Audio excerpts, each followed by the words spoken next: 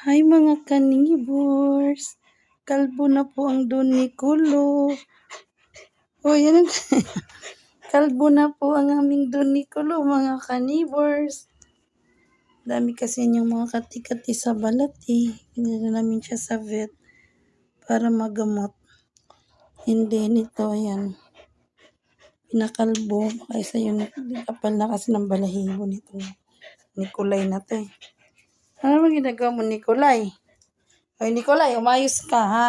Yan ka na naman. Pasaway ka na naman. Ay, sus. Michus-michus ka na naman. Mag-hi ka muna sa mga kanibors mo.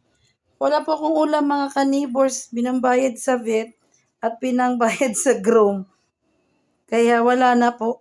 Hindi na po ako Don Nicolo. Ang tawag niyan sa akin, Pulubing Nicolo. Sus. Michus-michus. Ganyan siya mga kanibors.